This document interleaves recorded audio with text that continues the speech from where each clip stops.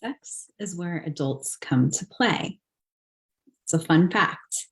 And it's what I want to talk to you about today. I want to talk about creating more intimacy and connection through play and pleasure. Hi, I'm Erin Berry, and I am a certified love, sex, and relationship coach. And I specialize in tantric sex, which is what I want to talk to you about today. Because Tantra is a beautiful avenue for taking your connection and your relationship deeper. And sometimes that can be a challenge, especially when life is happening. If you're listening to this, you probably have a desire to have more intimacy and connection with your partner, but maybe you're stressed. Maybe you've got kids, you're trying to run a business. There's just other things going on that keep us from creating the time that we crave and desire with our partner. And so here's a few ways that you can start doing that this week, even maybe today after listening to this. And as you decide that you're going to play and create this deeper connection and intimacy through pleasure, it does take a little bit of work. So I think the first thing I notice with my clients a lot is that there's a desire for deeper connection. There's a desire to get back to what maybe once was, when you first start dating and the hormones are raging and you're just having sex all the time. And what the hell happened to that? Well, it's not as easy once life takes over. And so the first thing I want to talk about is creating a container. So this means scheduling time for your intimacy. Now, maybe that means you're not going to be able to watch Netflix tonight, but I am telling you what, this is better than Netflix any day of the week. So it's actually taking time to schedule that in your calendar. And I know if you've got kids, that can be hard. I'm a single mom, so I totally get it. But what I want to offer to you is that you're scheduling that time for your relationship. And so it's really important.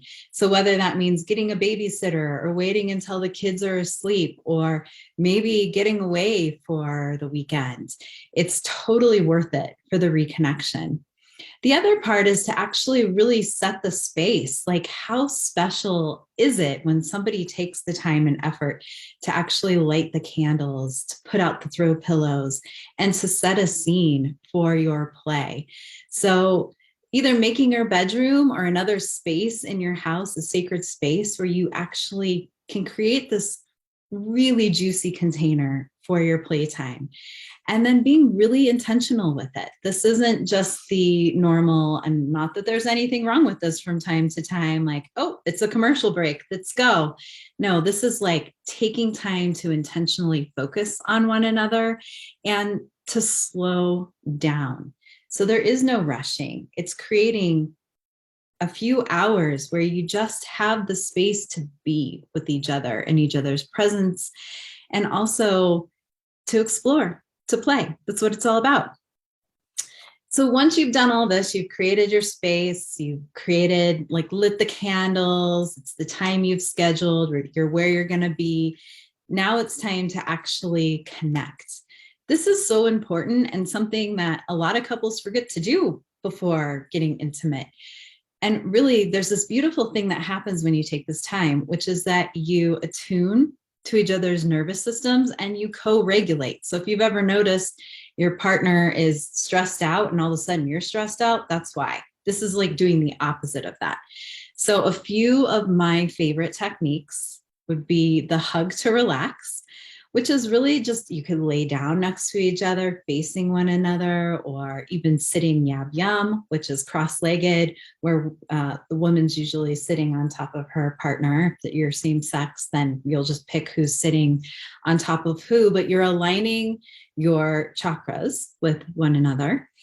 And you'll start to just take some time to breathe with one another, to hug and to actually sync your breath.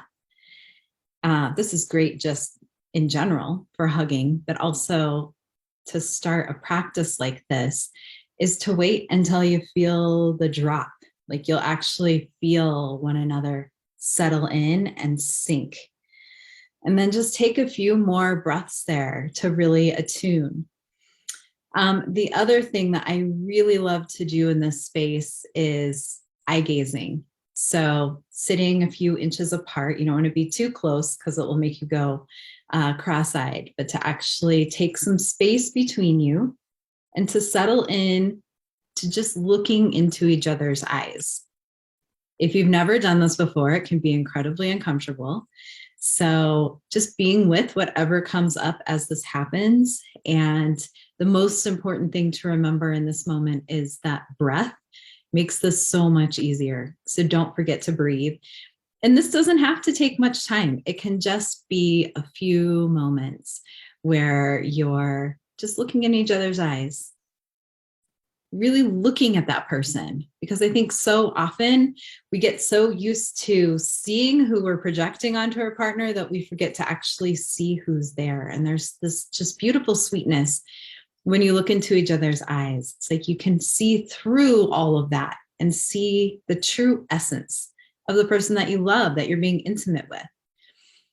The other part here is to create a safe container in this space for being able to communicate needs and desires that come up without needing to fix, without needing to respond, just being able to be witness to whatever your partner is saying.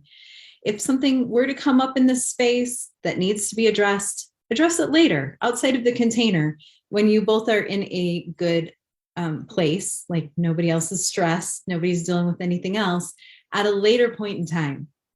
But just allowing this to be a safe, sacred container for sharing. And that's really important for this next part, because we all have these needs and desires that maybe we haven't fully expressed in our sexuality, or things that we've wanted to try with our partner that we haven't felt safe asking. And so this next part is all about the exploration and the play. And I'm going to offer a couple of my favorite tantric techniques, but make this your own. So if there's certain toys that you've wanted to play with, or certain things you've wanted to play around with, let this be the container for that.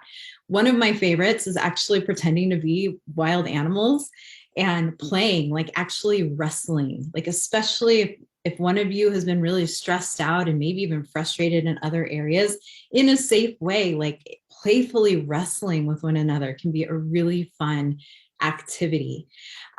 My favorite ritual is the 5 senses ritual, where you would bring into the space something to evoke all of the 5 senses. And I like to blindfold my partner when I do this and then take it off last, because when you take away sight, it heightens everything else. But you're just very slowly going to be walking your partner through all the senses. So starting with scent, allowing them to smell whatever you've brought as if they're smelling it for the first time. Slowly taste, chocolate being my favorite, fresh fruit's always good. Letting them taste your lips, your skin can be really, really, really juicy and fun. Touch, bringing different touches, feathers, leather, can even do a little scratchiness with your fingernails. Letting them touch your skin can be really, really nice. Whispering sweet nothings in their ear, making sensual sounds, playing music, beautiful ways to evoke hearing or sound. What am I forgetting here? I feel like I'm forgetting one. Oh, and then sight, allowing that blindfold to come off and letting them look at you as if they're seeing you for the first time. And a lot of these activities that I'm mentioning are give and receive because you want to have that space. It's very sacred to feel like you can fully receive and you can fully give. And then from there, this can move into whatever you would like it to. The other thing is asking for what you desire. Maybe maybe you need a massage, or maybe there's been something you've been wanting your partner to do and you haven't had the space or time to ask for it. And then partner being willing to do that thing as long as it's within your comfort zone. And then you'll switch. So massage comes to mind, especially I'm talking sensual massage. So playing around with different touches and strokes, exploring different areas of your partner, and actually having a conversation, asking, do you like this? Is this a good pressure? What would you like different? And actually making it a learning experience as well, because, I think we all just assume our partner knows what we like. And sure, they do, but there's other things we might not even know that we like. So actually inviting in this space for exploration to figure out what we enjoy. Oh yeah, that's where the magic happens. And then from there, just allowing the exploration to continue, allowing yourself to get a little outside of the box of what you normally would do and see what else is possible. It doesn't necessarily mean that everything you try in the space is going to work or that you're going to enjoy it, but that you're just open to this exploration and play together. And that's really the magic. And that's what keeps the intimacy and the connection fresh and new after years and years. That's one of the reasons I love Tantra the most, is because it never gets old. And as I mentioned in the beginning, this will be a better use of time than watching anything on Netflix. So that's what I got for you today on this Wisdom Wednesday. But remembering that really sex is where adults come to play. So if we can invite back in that playfulness to our intimacy, we unlock the side of us that I think we all desire to tap into. We are just not sure how. So hopefully this helps you. Happy playing. Have so much fun.